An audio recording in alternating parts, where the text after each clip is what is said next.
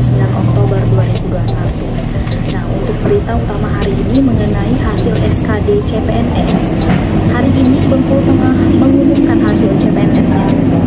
Dari Karangtinggi, tim panitia seleksi daerah Panselda beberapa hari lalu telah mengikuti rekonsiliasi bersama dengan panitia seleksi nasional maupun badan kepegawaian negara terkait hasil seleksi kompetensi dasar calon pegawai negeri sipil.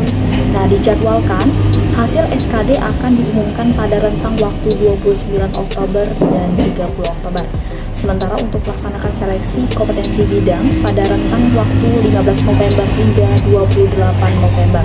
Kepala Badan Kepegawaian dan Pengembangan Sumber Daya Manusia atau BKPSDM Benteng, Apiles Lipi Eskom MXI mengatakan kabupaten di Provinsi Bengkulu yang melaksanakan seleksi CPNS Benteng menjadi satu-satunya daerah yang masuk dalam gelombang pertama rekonsiliasi hasil SKD maupun pelaksanaan SKB. Apiles Lipi menuturkan sama seperti pelaksanaan SKD, peserta yang berhasil lolos ke SKB harus melaksanakan rapid test atau swab PCR terlebih dahulu. Nah, mengenai lokasi tidak mengalami perubahan yakni tetap di LPTIK Universitas Bengkulu. Lokasi tidak ada perubahan, untuk syarat dan ketentuan mengikuti SKB akan diinformasikan lebih lanjut.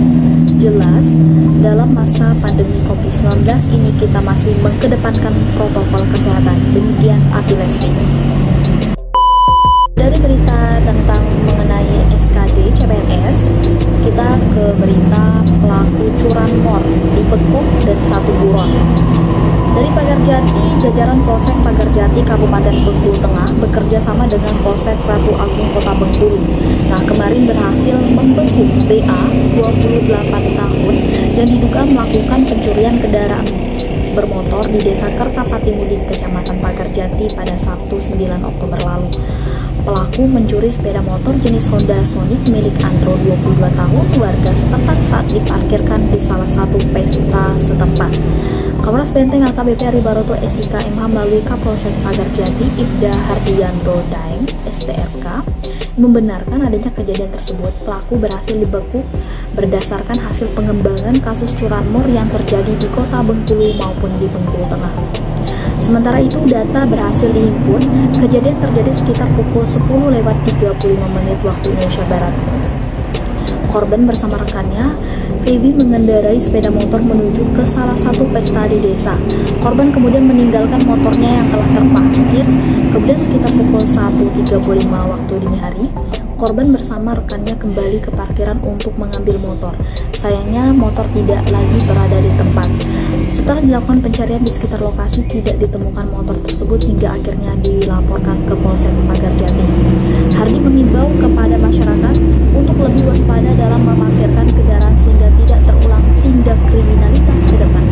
Kewaspadaan harus lebih ditingkatkan. Nah, atas kejadian ini juga pelaku terjerat pasal 363 KUHP dengan ancaman hukuman 7 tahun penjara. Demikian Hardi. Nah, dari halaman utama kita ke halaman liputan 11 RBT. Over target 2.441 warga Benteng berhasil divaksin.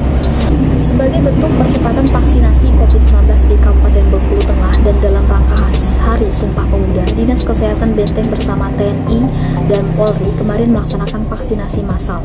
Alhasil sebanyak 2.441 orang berhasil divaksin. Kepala Dinkes Benteng Nurse Gusti Minyarti Escape MH melalui kasih surveillance dan imunisasi bidang pencegahan dan pengendalian penyakit, Nurul Fajri Escape mengatakan vaksin massal tersebut dilaksanakan di 17 lokasi dan diikuti oleh 58 sekolah tingkat SMP, MTS, SMA, SMK, serta masyarakat umum.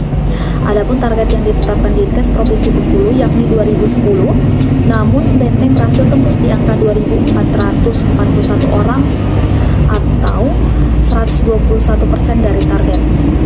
Nurul mengatakan saat ini capaian target vaksin sudah di atas 50% dan berdasarkan data Dinkes Provinsi Bengkulu, capaian tersebut tertinggi. Kegiatan vaksin massal ini akan terus digalakkan sehingga bulan Desember mendatang target 70%. Vaksinasi menuju herd immunity bisa tercapai. Demikian Nurul.